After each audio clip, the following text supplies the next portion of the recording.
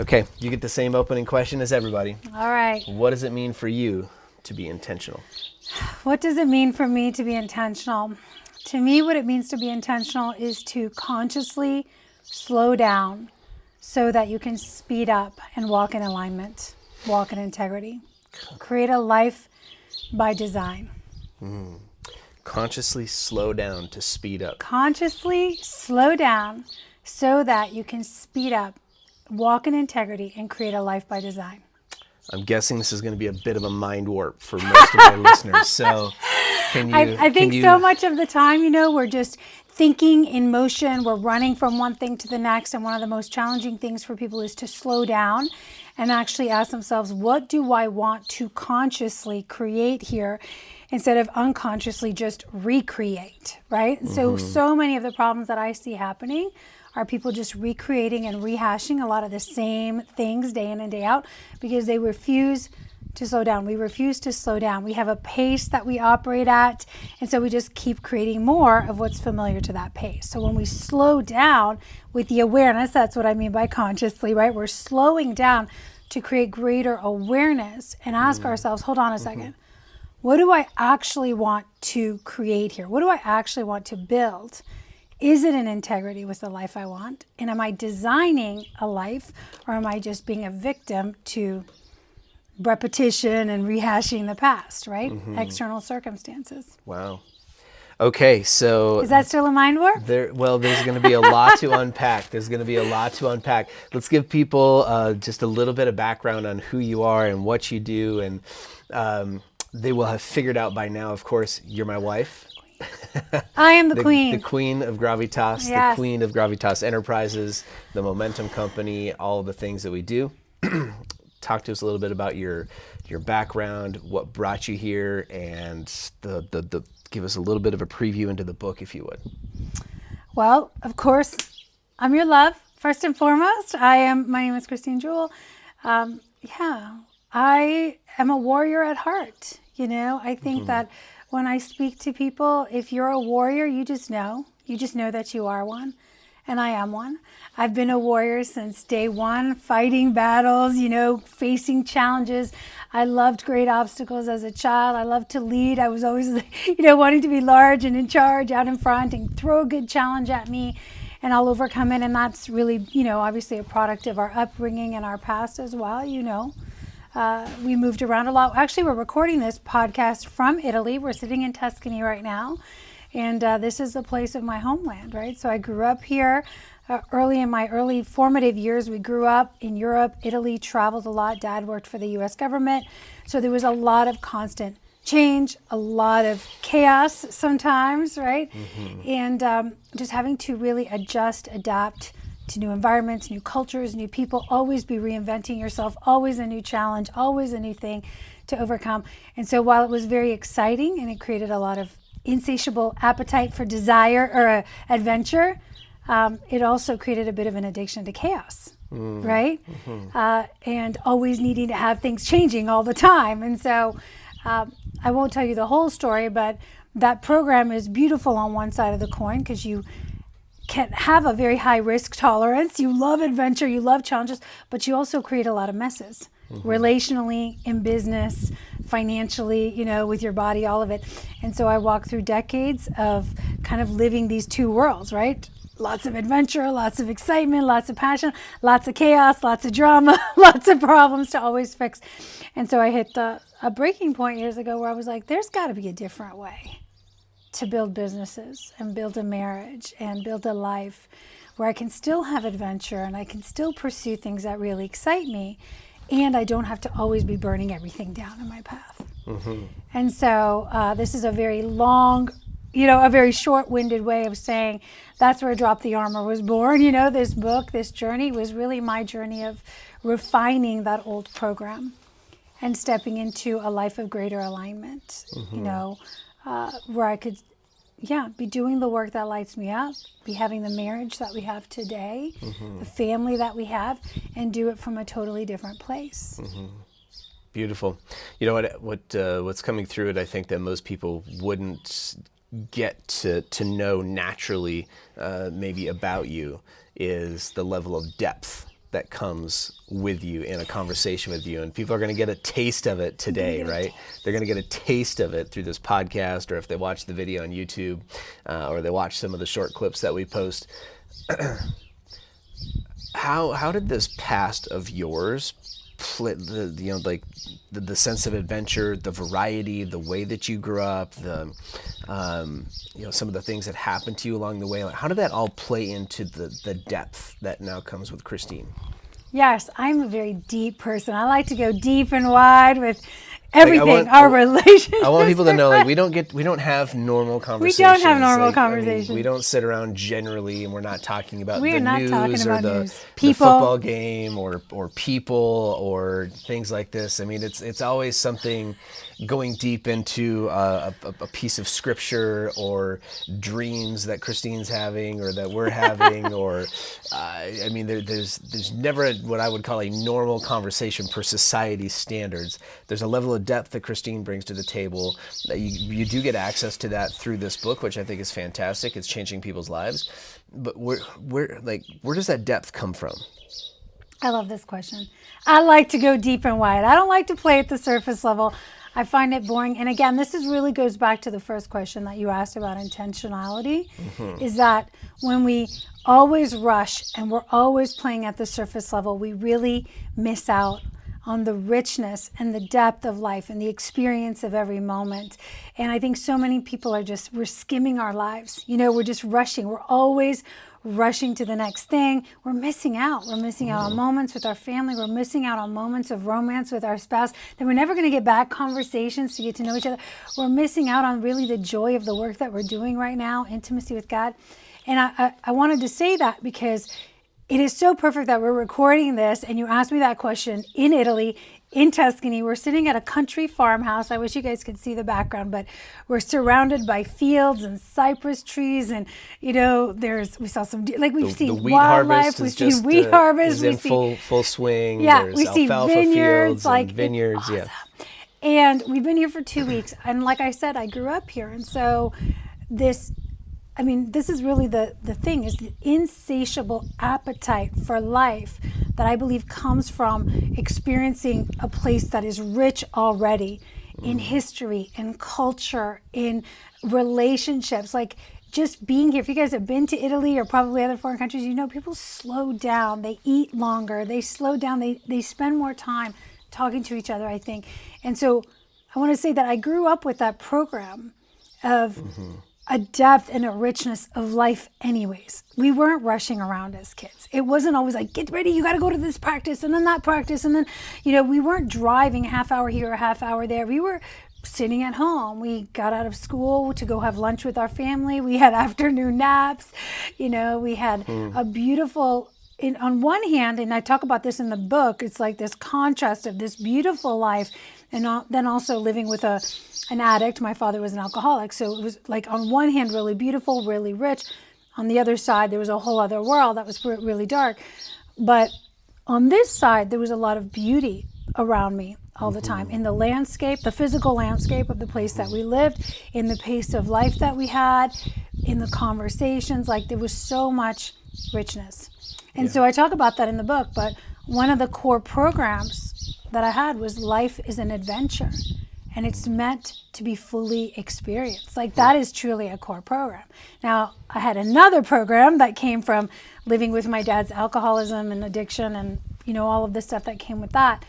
But that's really where it was. And so always wanting to discover, what is the next thing? What's the next mystery? What's under the next layer, Yeah. And I just think part of it is also one of the gifts.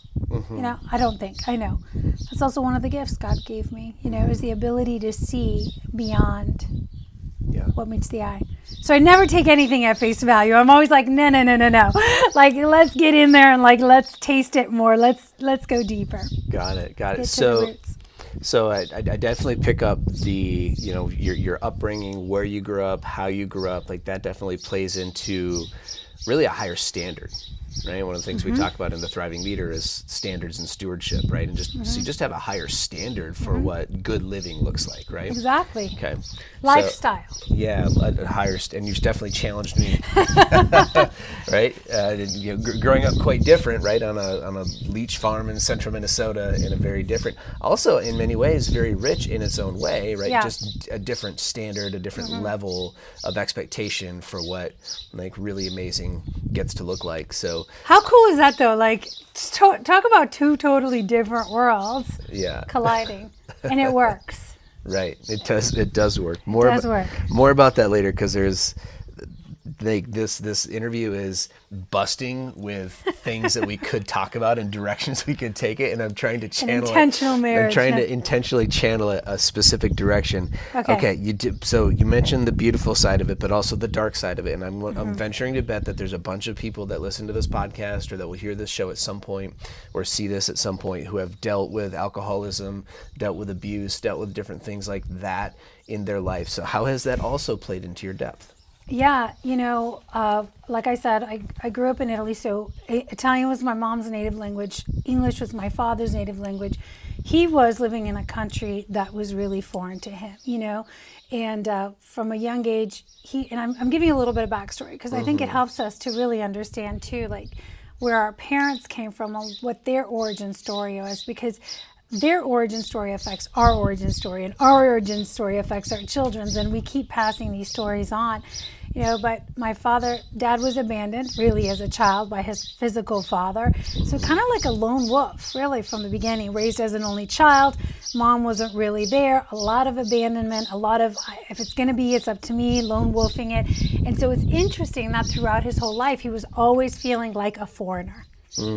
I don't really belong here, right? And trying so hard to strive to fit in, to belong, going into the Navy, being in the CIA, perfect, job for someone to get recruited.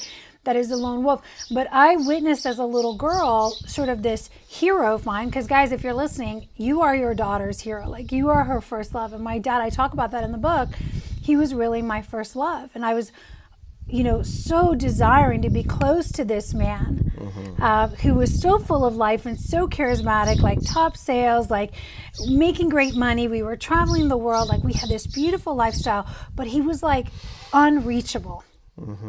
He was unreachable. Like I couldn't really get through to him very much. And so I was always craving like his attention, his affection, his love. And so I knew that if I performed, then I would get attention. If I looked pretty, I did the ballet, I did the sports, I did the whatever, that I would get that. But also I also witnessed him really in this internal battle all the time with alcohol, with women, with different things. And I was always trying to figure out, like what's going on? What's going on? Because there's a lot of confusion, and children are very intuitive. They can sense things, they can feel things.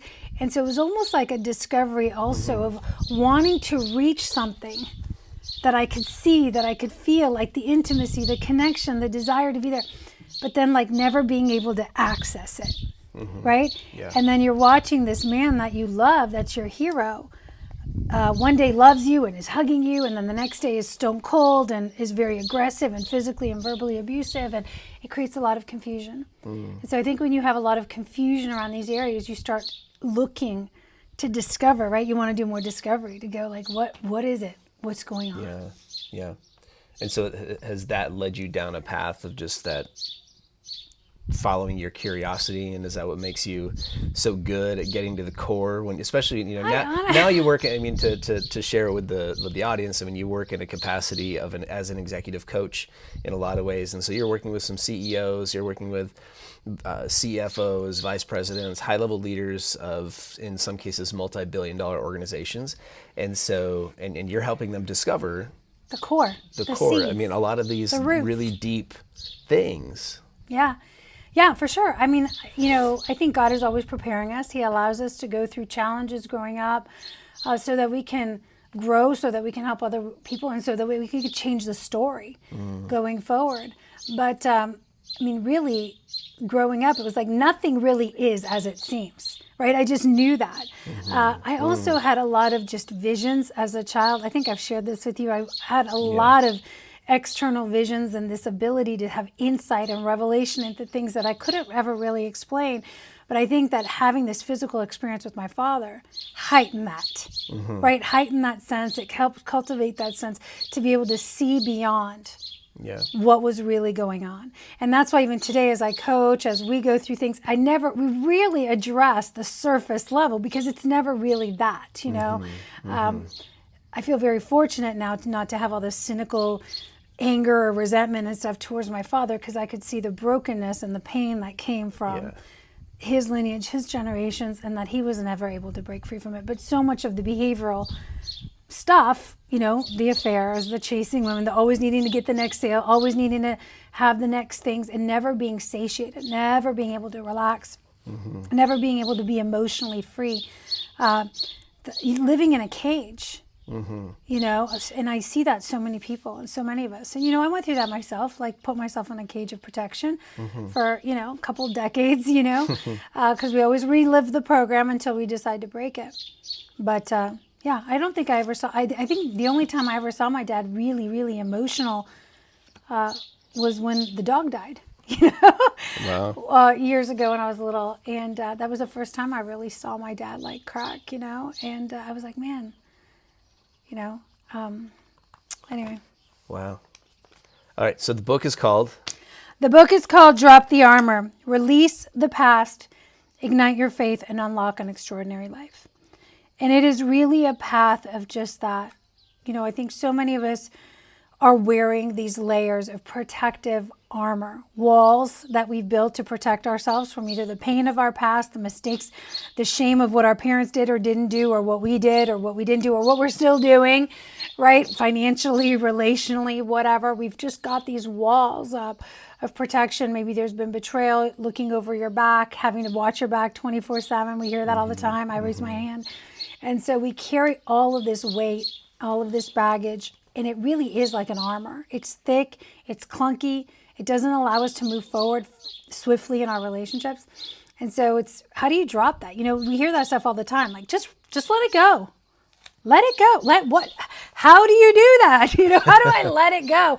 I can't physically drop it. It's like this emotional, you know, shackle around me sometimes. And so whether you think you have it or you don't, I guarantee you do, right? And so it's a journey of really uncovering everything that is keeping us blocked from having momentum, forward momentum, more intimacy, more connection. It's bringing that up to the surface so we can get rid of it, so that we can go into deeper connection and intimacy, and really step into the extraordinary life that God has for us.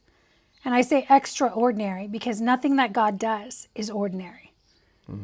Wow. I want to come back to something you mentioned early on about people who are just always rushing. We're always rushing from one thing to the next. We don't take time to slow down, and this causes us to lack a lot of intentionality. One of the big things that comes up with our clients is easily top 3 every single time when we run an event. People are asking for help with time management. Right? It comes up when we ask people, hey, what makes this event a worthy investment of your time? You're here for 2 days. What do you want to learn? It's time management and work-life balance. These are the 2 things that people are asking for the most these days, which to me is a symptom probably of something deeper, since that's the theme of the show today. Do everything different. Okay. How does be different, think different, act different. How does dropping the armor?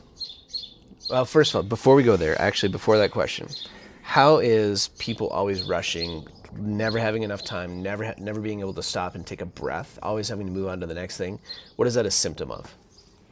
There's so many layers to this. You know, I could geek out. We could have an entire year talking about time on this podcast. Of course. But, okay, there's a couple things. I want to maybe just list a couple things real quick. Number one, every single problem in our life is a relationship problem and an identity problem. I do believe it comes down to that. So at the root, we have a relationship with time problem. Right? We have a dysfunctional relationship with time, which means we may have a distorted perception of time. So there's the clock, the 24-hour clock. You know, I talk about this in the book, that was invented by humans, right? And a lot of us have this addiction to the clock, or we're racing against the clock. And this is how we perceive time. It's something that's very limited. We only have so much of it. And that is one reality. And that is one truth. That's the world that we live in, the physical world. But then there's also the concept of heavenly time. And I'm going really broad on this, but I talk about a lot in the book, these concepts of worldly things versus eternal things, kingdom things, heavenly things, because we're in the world, but we're not called to operate of the world, not to be slaves of the tools that we created. So the clock is a tool that we created to optimize our day, to have meeting times, to set appointments, but we become slaves to it. And we let it become the master of us. Yeah. Right. And that's what I mean by the distorted relationship. Now, this thing is in charge of me. It's the master. I'm the slave. I'm always rushing, and it's got me on a leash. And so I'm always operating from this panic, this, anxiousness all the time, which anxiety means you're living in fear of the future. Okay. What if it doesn't happen? What if we don't get it done fast enough? What if? Or we feel depressed because we didn't do it. And then we're living in the past. So when we're a slave to the clock, we find ourselves often living in a constant state of anxiety. And I believe that's because we have a distorted relationship with time. So one of the things that I do, talk about in the book, we work with clients on, is redefining and reestablishing your relationship with time, that it is a tool, right? It is a tool. You're the master of the tool. And we adopt a different thinking, a different mindset around time, which extends beyond the surface level, which is the clock. The clock is like surface level, right? I can see it's 3D. I know you've talked about 3D on the show. Okay. But heavenly time, and if you think about it, is called Kairos time. It's about divine moments. It's the right time, the ripe time, the right time for the right thing in the right season. And if you guys are in agriculture, you know that there is timing, there is order, there is structure, there's seasons, there's cycles. And man is always trying to mess with that. We're always trying to rush the timing, we're trying to rush the cycle, we're trying to shortcut this, and we're trying to manipulate it. And we have forgotten the art, and I say forgotten because we're like mentally void of it, of how to understand timing and seasons for things in our life, from things that we're called to produce, relationships that we get to invest in for a season. Like, we got to get back to being in touch with that sense of timing, that really changes our internal pace. So I wanted to address the time thing, because if you are ruled by the physical clock, you will always be a slave. But if you can be ruled more by heavenly time, and you understand, this is an understanding, you got to slow down for this. You got to slow down and ask yourself, is this the right time? Are we rushing this? Because if you rush things, you usually break things. Right? If you force things, you break things. Well, and I think a lot of people will relate to that from an equipment perspective, right? When you're running the tractor too fast, or driving too fast, or whatever the case may be, often that's when the thing breaks. Yeah. Right? That's when mistakes happen at work. That's when accidents happen, trailers get tipped over, tanks get tipped over, right? I mean, people get hurt. That's when we're rushing. You have to know, you've got to be so in tune with the machine, the car, the Ferrari, the tractor, the thing, the field, that you know when it's time. When it's time to pull over, to do the pit stop. I did that daily message yesterday talking about the Ferrari on the track. Like, you've got to know how hard, there's a fine line where if you push it too much, now you just broke it. And it's too much in relationship. And so that's when you are always ruled by something external, like a clock or a gadget, you lose touch. Yep. Right? You lose that sense of knowing. So sorry, I want to go back to that. Time. So that was one. Is what is my relationship with time? Am I a slave to time or the master? I want to tap on one thing there before we move on to the identity piece, because I just like to frame things up in ways that people can really truly get it and relate. And the one thing that I know is true for me is I grew up mowing a lot of lawns, especially my mom and dad's lawn. It was a 3-4 hour project with the push mower every time I did it. And as much as I might have resented that at the time, today there's a part of me that just really loves mowing lawn. Yep. Right. And I know a lot of guys, at least, that are in some of our coaching programs who really appreciate that time in the tractor. Tractor time. Tractor time, right? A lot of our guys talk about it. They appreciate that time, like being in the equipment, or anytime I get in a skid steer, like it's a rare circumstance for me these days, but anytime I get in there, it just feels, it's the hum of the machine, the vibration of the equipment, the work, you're seeing physical production of work while you're doing something. When you're in there, it's almost as if time stands still, right? Like you're not checking your clock every 15 minutes to see if you got another call or you got another alert, or in my personal opinion is Apple Watches should be banned. You should just, not that they should be banned. Take that thing off just your wrist. throw it out the damn truck window and get rid of it. It's just such a distraction that's keeping you sucked in and no longer living in the present. But when we're in those situations, we've all had a moment where it seemed like time stood still, right? And we've all had moments where it's just like, man, I got to the end of the day and what did I do, right? Or what really happened? Nothing really got done today. I didn't even get to taste it, It's like our golden retriever sucking down her dinner. Like, did you enjoy it? Did you? Yeah. So I always like to, when we're talking about time, I want people to think about what you mentioned, chronological. Okay, there's a sequence. Right? There's 10 and there's 10:15 and 10:30 and 10:45. There's chronological time, but then there's kairos time, which is the depth of the moment in Heavenly each one time. of those. And I mean, it could be a second, 30 seconds, a minute, but what it really doesn't matter, because the physical chronological measurement doesn't matter when you have heavenly time. Yeah, and I want to say this because you talked about being in the tractor time. It's funny because that's almost like you finally give yourself permission to slow down, to think, to allow thoughts to come to you, maybe to be inspired in that flow state. What you explained of time being suspended, I mean, that's in neuroscience, we call that flow state, right? So, I'm in flow state. Every athlete has felt it. Every, farmer has felt it, probably, like everybody. That's when you're in a craft and you're doing the thing that you know that you're called to do, and you're in the right place at the right time, doing the right thing, and it feels effortless. That's flow state.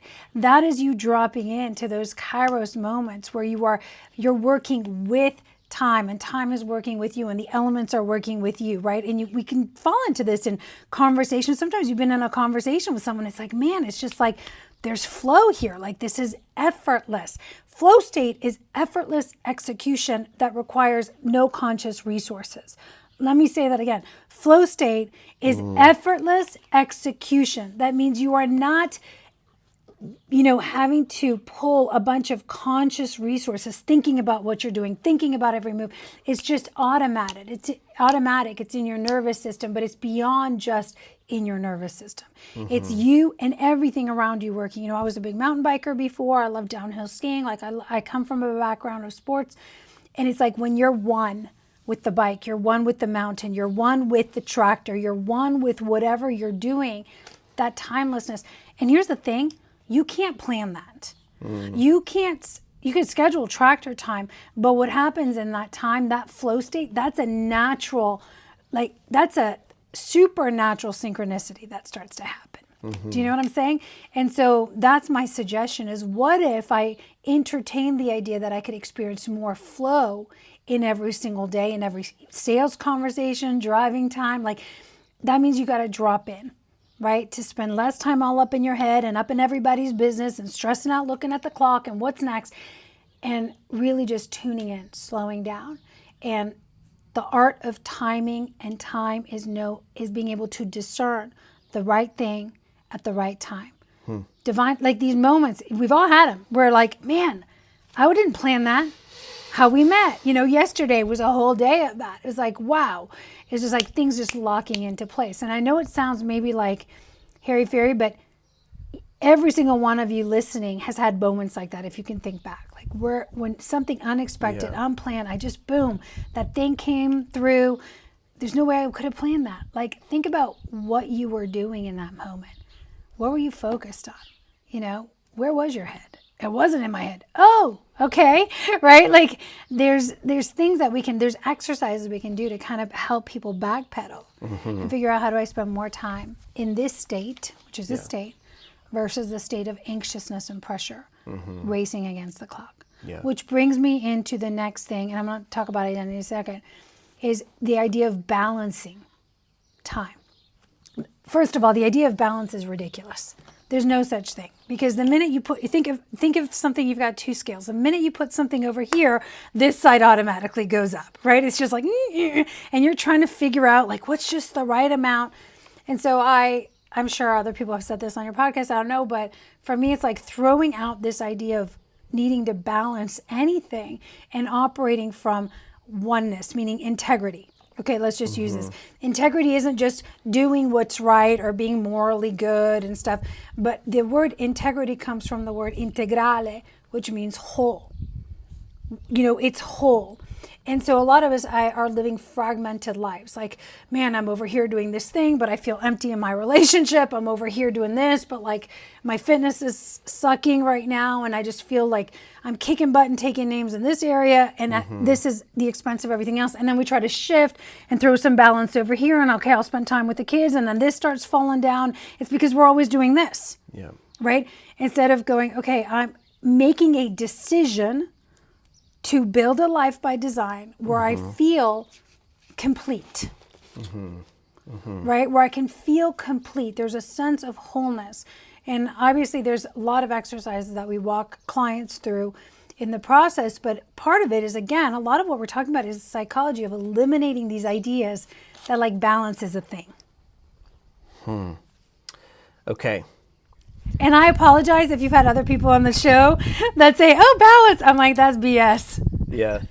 No, I'm calling bullshit on you're it. aligned with most people Okay, in that we would agree, generally speaking, that that balance is BS. There's no such thing as work-life balance, at least since we integrated 25 years ago, these cell phones into every aspect of life. I mean, there used to be a time and a place where you could sort of shut it down and go home at the end of the day, and at least have the illusion of some semblance of balance. But what you're talking about is deeper than that. Yeah, what I'm talking about is everywhere I am, all of me is there. And everywhere I am, I'm living in alignment to the values that I hold at the highest level. And so we feel out of balance, out of order, fragmented, torn, whatever the favorite words are, when we are compromising our values to get an immediate need met. I need to get that sale. Okay, I'll compromise what I believe. I'll take on this deal. I'll take on this client, even though I know it's not the right thing. I'll say yes to this and I'll put my family aside, even though I know, deep inside, like my gut is in knots about this. This is like a no, I'm doing this. So whenever we compromise our values to try to get something, usually that's rooted in lack and fear. So that goes back to identity, right? If we're still operating from an identity that I don't have enough, I always have to be proving myself, I always have to, then we will compromise our values all day long. And certainly this was something that I went through in my own life. That's why I wrote an entire book about it, something you and I talk about a lot. And one of the first orders of business when we work with clients is really saying, like, what are first of all, do you even know what your values are? Because a lot of people will say yes. And look, even at Thriving Leader, when we do this exercise and we ask people what matters most, people always put the same three things down. Let's be honest. They put God, family, and health or something like that, right? But not always in that order. Not always in that order. But when you look at them, you're like, is health really one of your priorities? And when was the last time you hung out with your wife? And how's your spiritual life? And the reality is, they say that those are the values, but their life is not a reflection of it. Yeah. And so oneness means my life reflects. When you look at me, you see God, family, fitness, whatever, right? Like you see what I say I'm about. Yeah. Wow. Are you a walking, talking contradiction of your values? Or are you a walking, talking reflection of your values? And if you want respect and honor, you need to be a walking, talking reflection, not a contradiction. Okay. That was the mic drop moment right there. If you guys didn't pick that up, this is the spot where you rewind 30 seconds. If you're wondering seconds. why your wife doesn't respect you or your people don't respect you, ask yourself that question. Well, let's talk a little bit about that, because you get to work with people at the highest end of organizations. And so when people are operating out of integrity with the values that they say that they uphold, but don't necessarily act out or they're not living them out in integrity in their day-to-day life, how does that then show up in their organization? Okay, so when someone's a walking, talking contradiction, well, what we see a lot of is division. You know, the Bible tells us, the Word of God tells us, do not have a divided mind. A house that is divided falls, right? And often what we see is dissension among the troops, right? Divided leadership, people pushing different agendas, different visions, different values. People are confused. They don't know, well, wait a second, who's in charge here? Like, who has authority, right? And so, again, I believe God is a God of order. He's a God of authority. He's a God of vision and direction. And where there is no vision, the people perish. So again, we might say, I value growth and contribution and success or whatever it is, but I'm not casting a compelling vision to my wife. I value being a great leader. Okay, how are you leading in your marriage?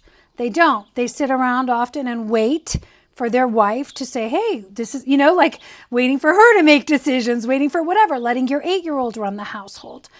And then often what we see is at work, it's kind of the same thing. The children are running the roost, right? And other people have more influence over your teams than you do, and you've lost respect, you've lost authority. And you go, why? What's going on? I would challenge you to say, how are you doing in casting a compelling vision? Do the people know who you are? Do they know what you stand for? Do they know where you're taking them? Or do they just see you, following your own agenda and kind of leaving them to the wolves? And right? Are you just afraid to speak up? Are you afraid to have challenging conversations, to call people up? I really believe in calling people up, not necessarily calling them out. Like we want to address behavior, but call people up.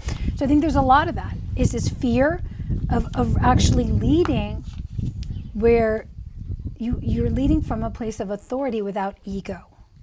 Ooh, right? Like without a bunch of ego.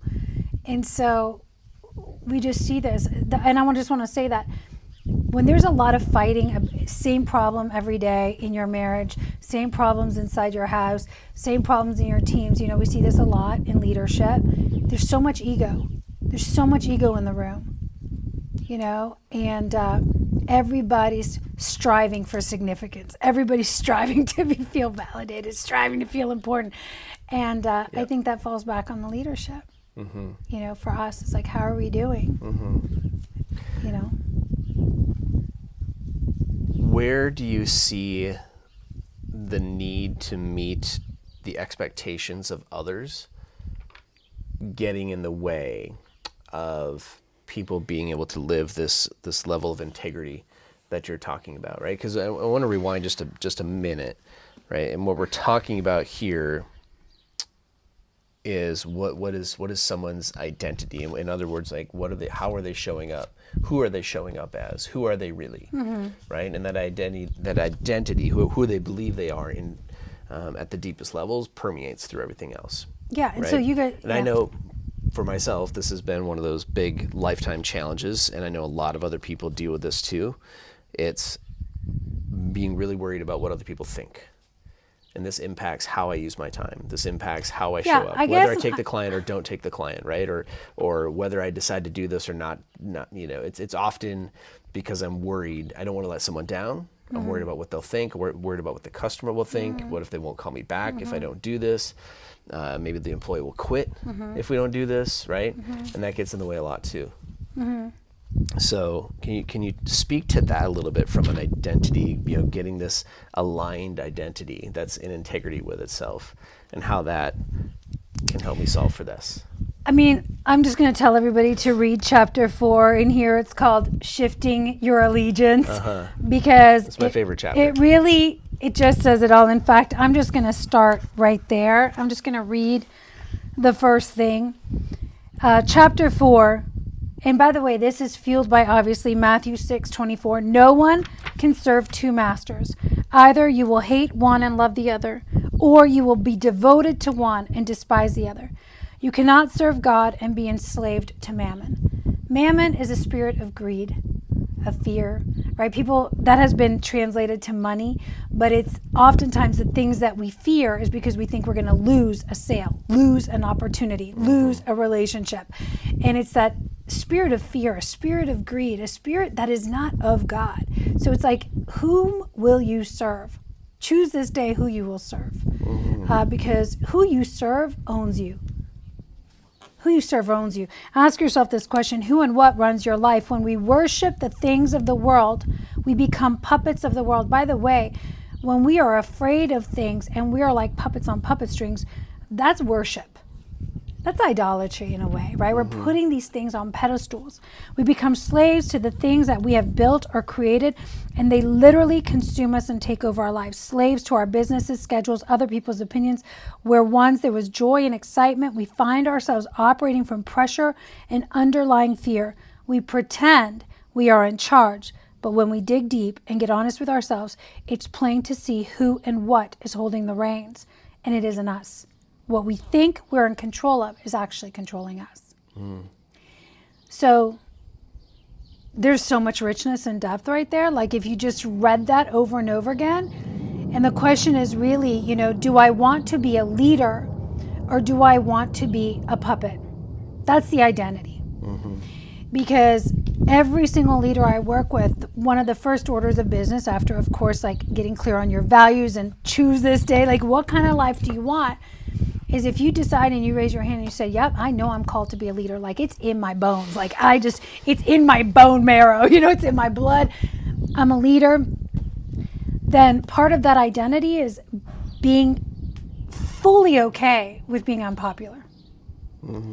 Your job is not to win the popularity contest. Your job is to lead. And they're two very different things.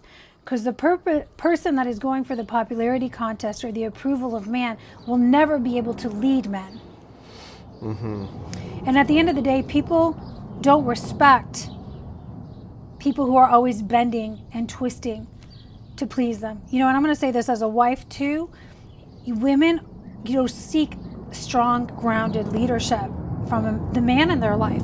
And if they know they can manipulate and twist you and bend you, and then they have the power over you. And now they have the power and the strength and the structure of the relationship, which is actually an inversion of what God created it. So now you have a totally inverted dynamic, which will suck the life right out of your marriage. But it happens in business too, right? There's a lack of power in the right way, not like abusive power, but there's a lack of authority because we're afraid. So we just outsource authority. We outsource power to everyone else because we're actually afraid of it. And maybe it's because you don't trust yourself. Because what if I get it and I don't? I'll screw it up. What if I get it and I'll do something messed up with it, right? Maybe I don't know what to do with it. There's so much there. But I just want to say that, you know, I often say this in my podcast that people pleasing is number one. It is idolatry. It's in a way. It's giving away the authority that's been given to you by God. If he gave you a business to lead, people to lead, he's going to test you. He's going to see, how do you do under pressure? When you're persecuted, when your ideas are attacked, like, can you stand in the fire? And so I always ask my clients, like, are you ready to be disliked? Get comfortable, you know, with that. And it doesn't mean, and you'll be highly loved and praised as well, but you can't let that be the thing. You're there to please the Lord. Well, and I think people will often say that, you know, what I hear is it's better to be respected than liked. Yeah, and they're not the same thing. Which I agree with. I mean, we get that at the core, but that's surface level, right? What you're talking about here is from an identity perspective is like you're just saying like you get to be okay. Well, the respect is a byproduct of you operating and knowing who you are and being unwavering. You're being steadfast. Somebody knows, okay, if this guy's under attack or he, you know, we're not going to be able to push him over, coerce him, manipulate him. People pleasing and what happens around it is the greatest form of manipulation. And those who are easily offended are easily manipulated. So if you're worried about what everybody else is thinking about you and that's what's keeping you up at night, that means you're easy to manipulate. And we all are at some level, you know, in a sense. That's our flesh. That's the nature of our humanity, is that we have to belong because it's part of the tribe. If you're not part of the tribe, you die, right? So again, our limbic brain, right, is the part that's like, we're tribal, we need to stick together so we can live. God gave that to us for a reason, but again, we're very worldly in it instead of recognizing, okay, hold on a second. I'm part of a bigger kingdom here. I serve a bigger God. I have a bigger assignment on my life, and at the end of the day, the right people will be, you know, in alignment with me. So we set right partnership, right marriage, right business alliances, and we operate by a different set of rules.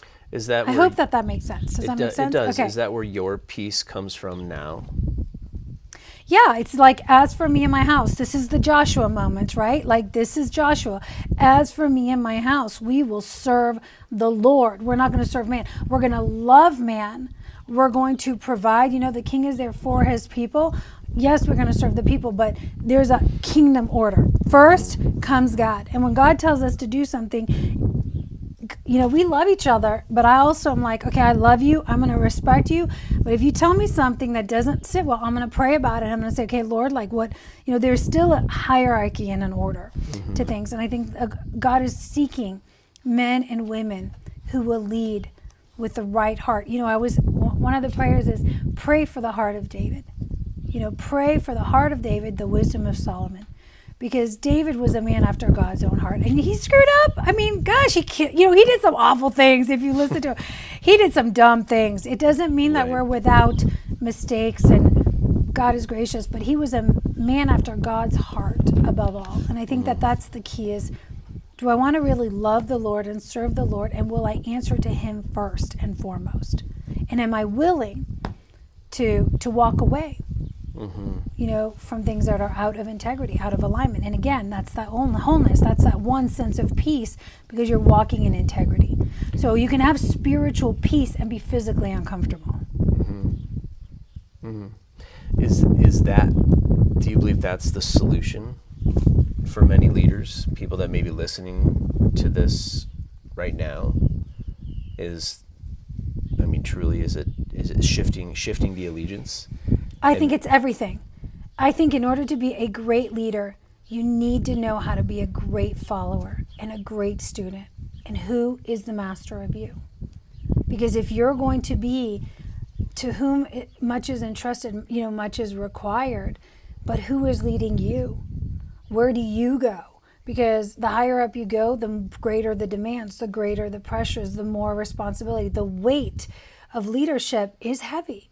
So who do you turn to? And what I've seen is when people don't have that intimacy, I'm talking about intimacy with their spiritual father, not just a distant thing, but like this, like we're talking like dad, and also intimacy with the partner, the one who created everything, who knows every resources that your business needs, that you can sit down and do business with.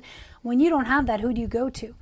What I've seen, unfortunately, is a lot of poor counsel, people reaching to misaligned partnerships or taking advice, paying for advice from people that don't share the same values with them, don't have the same level of discernment, don't have those eyes to see, and or relief. They go try to get relief. The pressure's too big, the responsibility's too high. So I'm gonna go drink. I'm gonna maybe have an affair. I'm gonna just check out and watch football all day. I'm gonna, whatever it is, it doesn't matter. But it's like, are you seeking relief? Because again, that's human. Like we need relief sometimes. But where do you go? Yeah. For the relief, to let the pressure off, to really be human, to be vulnerable, and to be fed again. Is that kind of a litmus test then?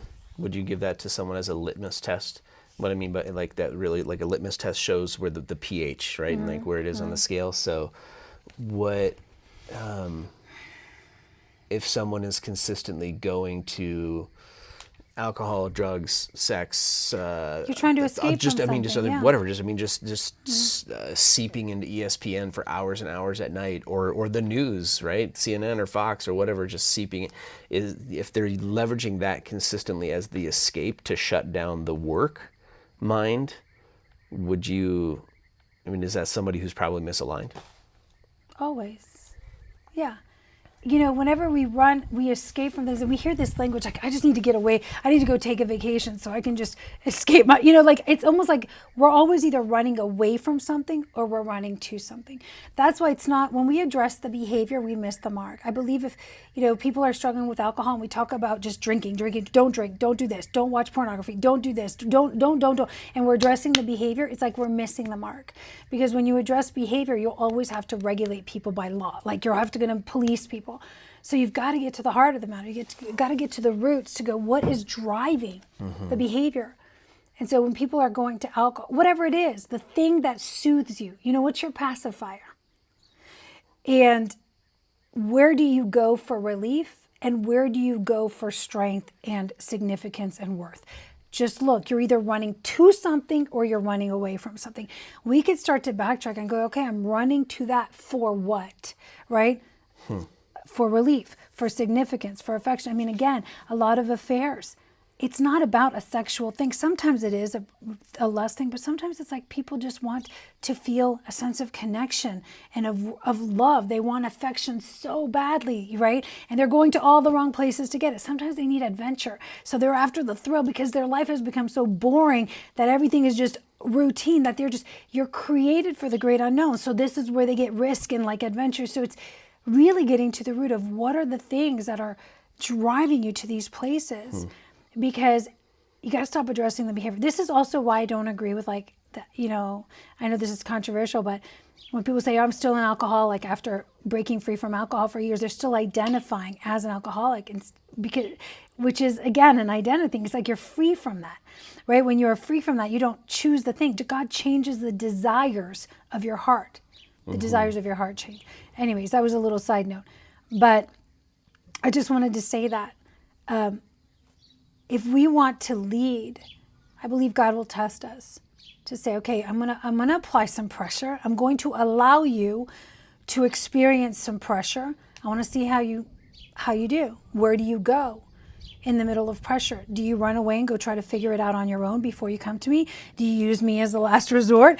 Do you go ask for advice in all the wrong places? Do you crack? Right? Because that's all part of the human nature. And that's why I believe it's impossible to lead at the extraordinary level that we're called to lead without truly having intimacy with God. And that's a whole different level of intentionality. That's a whole different level of intentionality because it doesn't come from your head or your willpower, which is short-lived. It is an endless source, the wellspring of life. That's pretty awesome. Like every single one of us has access to infinite wisdom, infinite creative downloads, ideas, solutions in our business, infinite peace. Like imagine having a well. There's a well over there. You guys can't see it, but there's actually a well. And I'm like, imagine there is a physical well and every day you can just go to it and you could drink from the well and whatever you need, it's like, it's there. I need relief right now. I need wisdom. I need clarity. The thing is that so many people never go to the well. And so when they go, it's like they don't know what they're getting, right? They're praying, but they're not hearing because you haven't trained yourself. You haven't trained your ear to hear the voice of the Spirit. But the well is always there. You know, it's almost like we're blind to it. We'll go like try to pull water from everywhere else, you know, the dirty hose, this and that. Meanwhile, it's like right there. And God's like, I don't know, like when's he going to come to the well, you know? Okay, last question, but as All we right. bring this in for landing. So let's just say I feel like I am that person that you're describing, that guy that you're describing, who's maybe hiding in some of the wrong places, not going to the well. And maybe the biggest reason I don't is because I feel like I don't deserve it. Right? So I keep avoiding it, right? Who am I to step into that role? What do you say to him? I say the same thing, is that is a distortion and a lie of the enemy. Who do you think you are? That God created you, and now you're running from the one that created you, right? His whole design for us was to run to him. His whole design for us, he created that void in us on purpose so that he could fill it, so that we would be complete. So the idea that I'm empty and then I screw up and and then I run and I want to hide and I want to like be ashamed and I'm not worthy, that's a distortion. That's a religious program. Those are lies. And again, there's so much distortion in the world that we live in today. You know, again, this could be a whole other podcast episode, but you know, something is 90% true. Is it still true? No, it's a lie. It's a distortion. It's a deception. And we live in a world that has so much twisted truth, you know, in media and education and everywhere. And so much of our identity, the stuff we believe about ourselves, you know, we have some truths because we've made mistakes. We've gone through stuff. We've done dumb things in our marriage, dumb things financially. So there is some truth, but it's not the whole truth. And so when you miss the whole truth, you live from a distorted identity. And this is why, come to me, all of you who are weary and burdened, and I will give you rest. The whole idea was, you know, when Adam and Eve were hiding, because they knew they were naked. They're like, we screwed up. Now we're naked. Now we can see our mess even worse. God's like, who told you were naked? He already knows you screwed up. Like, he already knows. You're not hiding anything, right? The idea that we can hide is a joke. So we are created to run to him because he can already see us. And that's a beautiful thing. And he created us that way so that he would complete us. So I believe like this idea of that I'm not enough and I'm more than enough. Yes, to both. On my own, I'm not enough. I'll never be enough. You know, because I wasn't ever created to operate alone. But when I'm in union with him, and then if I'm in union in marriage with you, it's like multiplication power. It's superpower. It's supernatural. It's extraordinary. Yeah. You look at the world today, the norm of the world is a lot of loneliness, a lot of isolation, a lot of not enoughness. But that is out of order. That's out of our design. Yeah. But our design is to be unified in marriage, unified with God. And I believe unified, you know, if we're talking about teams and people and culture, we've got to get people unified again. But what are we getting unified under, right? Who are the ones that are going to set the vision, that are going to have the boldness and the courage to speak up in a world that is very, you know, confrontational right now, and speak up from a place of love, but be leading, you know, with boldness and integrity. Beautiful. Okay. Drop the Armor. It's on Amazon. It's on all your major booksellers. Drop the Armor. Get this book.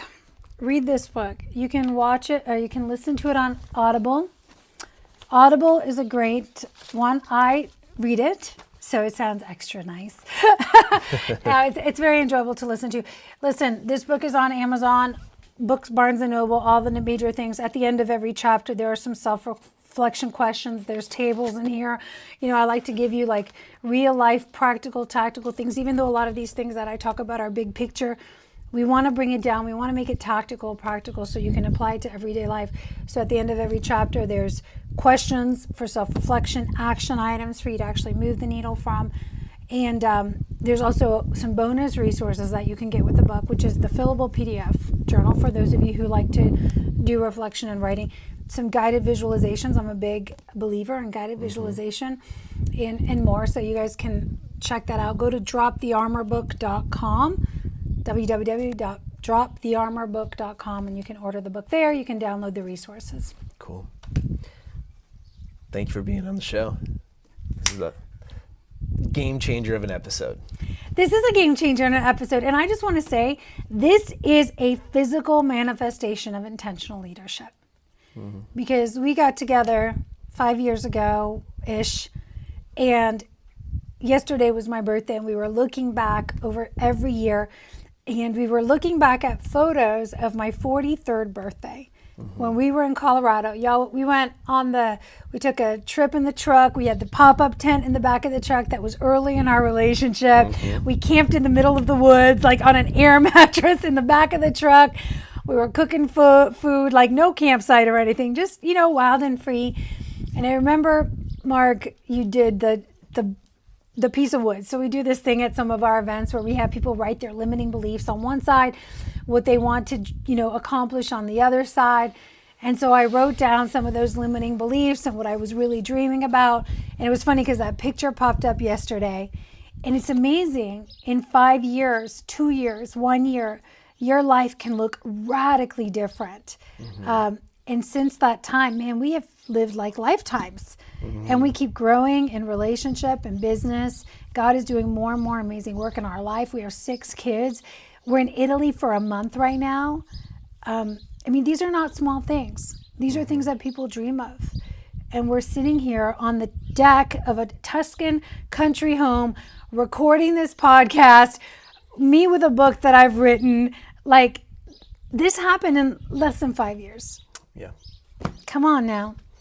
That's some Kairos time, not some chronological time. That is Kairos time. That is God's glory. That is God in our life. And that is us saying, yes, Lord, help us to lead intentionally every single day. Amen. Amen.